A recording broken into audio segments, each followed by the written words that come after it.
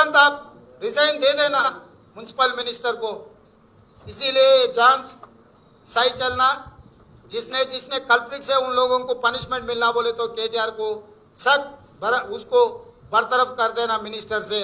और दूसरा, हमारा भाई लंदन बैरिस्टर, आप लोगों को सबको मालूम है, मेरा अच्छा दोस्त भी है, अच्छा पार्लियामेंटेरियन भी है। उनके नाम बोलते हैं असद भाई। मैं असद भाई क्यों अंधा हो गए मुझे समझ में नहीं आ रहा। केटीआर भूखे में रहे तो असद भाई तो अंधा हो गए।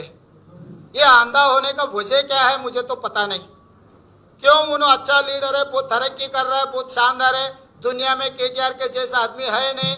वो कांग्रेस वाले ऐसी कुछ बातें बोलते हैं, अब आगे चलते रहो बोल रहे।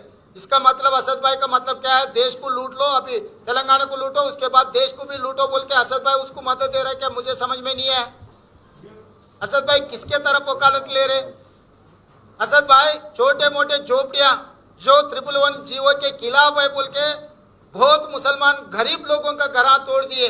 111 जीवो के खिलाफ ये बने, इनको हटा दो बोल के छोटे छोटे गरीब मुसलमानों का जगह खींच लिए ये सरकार। मगर बड़ा शानदार 3 मंजिल का बंगला 25 एकड़ में बना है, तो आपको क्यों नहीं दिख रहा? आप इतना अच्छा इंग्लिश जानते कि लंदन जाके पढ़े।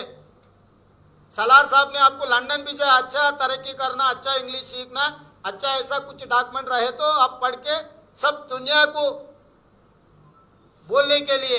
मगर आप लंदन में बैरिस्टर पढ़ के आने के बाद भी आपको केटीआर साहब का मामला क्यों समझ में नहीं आ रहा है? मेरे को समझ में नहीं आया।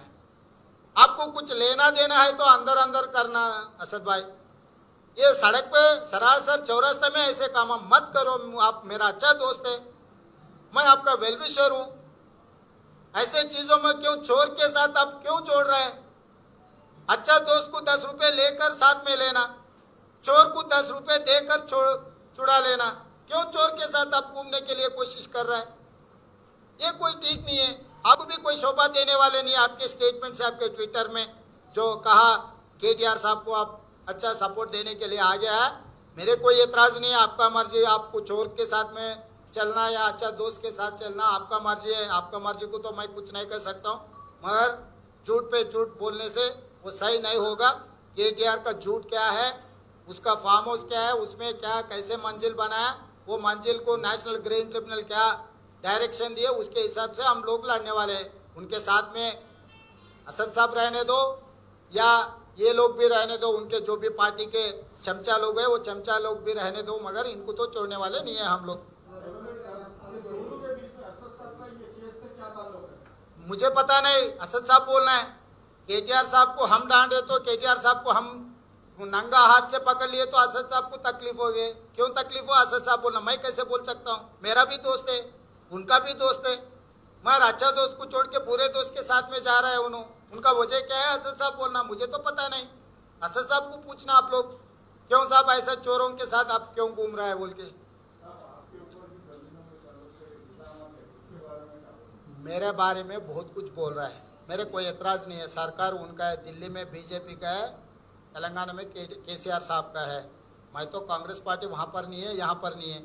मेरे कोई एतराज़ नहीं है। आप जो जांच करना है करो। और वट्टिनागुलपल्ली में मेरे कुछ जगह है, उसमें एक बड़ा मंजिल है बोल के बोल रहे।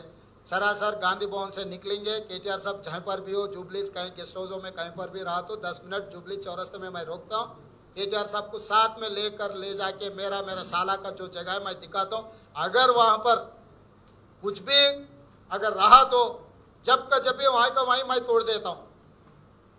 मैं लोगों के सामने रेवंत रेड्डी का नीयत क्या है साफ दिखाना चाहता हूं मैं। तो इसीलिए मेरे साथ साथ केटीआर चलना, उसके बाद जनवाड़ा जाएंगे। केटीआर साहब को क्या है, कौन सा मंजिल है, कितना बनाया, कैसे बनाया, किसका जगह है, वो जगह में कितना डॉक्यूमेंट्स है। मेरा अभी नहीं 2006 में खरीदा सो है वो। मैं राजनीति में आने से पहले वो जगह खरीदा। हर एक इलेक्शन में मैं दिखा रहा हूँ मेरे वहां पर जगह है। मेरा वहां पर तो मेरा कुछ बन के कुछ भी नहीं है। और किसी का ऐसी सड़क में 4 मीनार दिखा के रेवंत रेड्डी का बोले जैसा है। वो बिल्डिंग किसका है, कौन है, वो दिलाओ बोल रहा हूँ मैं। अगर वो बिल्डिंग मेरा है तो मेरे को दो, अगर इलीगल कंस्ट्रक्शन है तो तोड़ दो, मैं तैयार हूं। बोल के भाग जाने से कुत्ता भौंकता भाग जाता। ये कुत्तों का काम नहीं है, ये राजनीति है। कुछ बोले तो वो बात को रहना, सवाल करे तो सवाल, फिर पलट के सवाल बोले तो उसको पकड़ के चौरास्ते पे आना।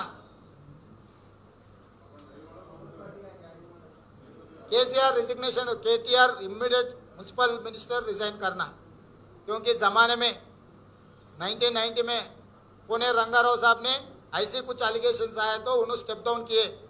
उसके जान चलने के बाद उनको क्लीन चिट आने के बाद फिर दोबारा उन्होंने मंत्री बना। और राजయ్య को उन्होंने कुछ ऐसे कुछ करप्शन एलिगेशन से केसीआर साहब ने उसको बरतरफ किए। फिर केटीआर के ऊपर आया ना। मैं ये और एक बात पूछना चाहता हूँ, अयप्पा सोसाइटी आप लोगों को सबको पता है, इलीगल कंस्ट्रक्शन में बोल के छोटे मोटे लोगों का अयप्पा सोसाइटी में जितने भी बनाए सबको तोड़ दिए। अयप्पा सोसाइटी में आम आदमी अगर खरीद के अगर कंस्ट्रक्शन भी किए तो रेगुलराइज कर सकते आम आदमी को। अयप्पा सोसाइटी में पूरा तोड़ दिए केसीआर साहब। फिर आपके बेटे करे तो आप क्यों नहीं इसके ऊपर एक्शन नहीं ले रहा है? अयप्पा सोसाइटी में आम आदमी को एक नियत है और आपके बेटे को दूसरा नियत है, ये कैसा हो सकता? इसीलिए हम लोग डिमांड कर रहे हैं इमीडिएट केटीआर को म्युनिसिपल मिनिस्टर से हट जाना। अगर वो नहीं हटे तो केसीआर साहब को उसको हटाना। ये 2 महीने जो जान चलता है तब फ्री एंड फेयर इंक्वायरी चलना बोले तो KTR should resign from the municipal ministry.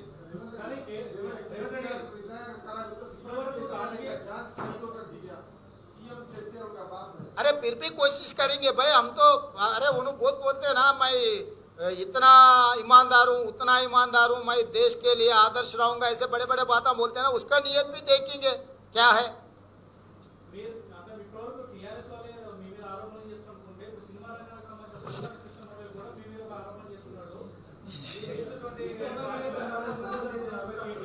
అంటే నేను అనేది ఏంటంటే ఇప్పుడు ఈ అసలు సమస్యను పక్కదారి పట్టించడానికి కొంతమంది బ్రోకర్లను కొంతమంది జోకర్లను కేటీఆర్ గారు ప్రవేశపెట్టారు.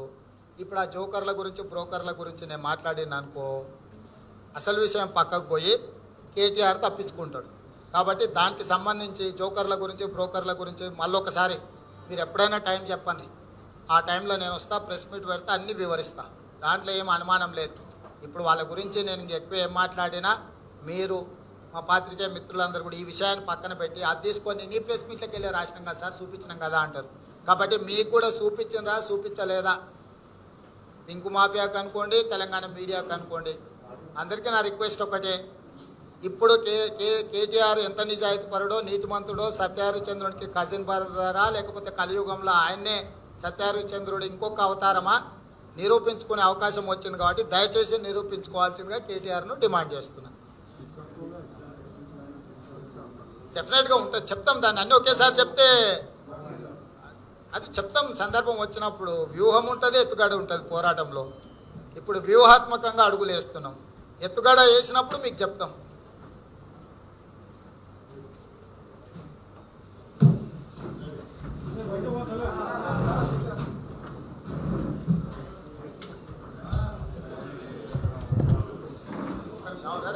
ఒక్క నిమిషం మిత్రుల, ఒక్క నిమిషం మనోజ్, ఒక్క నిమిషం చెప్పండి. మీడియా మిత్రులకు వస్తుందా మైకు? ఇది ఫస్ట్ ఇదైతే వాళ్ళకి మీడియా మిత్రులకు మీకు అందరికీ తెలుసు, విషాదకరమైన సంఘటన. తెలంగాణ ఉద్యమకారుడు, పాత్రికేయ మిత్రులకు అర్ధరాత్రి ఏ ఆపద వచ్చినా మీకోసం వచ్చి అడ్డంగా నిలబడి తెలంగాణ సమాజంలో చాలా క్రియాశీలక పాత్ర పోషించిన ఒక యువ మిత్రుడు కరోనా బారిన పడి ఒక పాత్రికేయ మిత్రుడు నిన్న చనిపోవడం జరిగింది. ఆయనకు, ఆయన కుటుంబానికి ఆయనకు ప్రగాఢమైన సంతాపం తెలుపుతూ ఆయన కుటుంబానికి కాంగ్రెస్ పార్టీ తరఫున అండగా నిలబడతామని తెలియజేస్తూ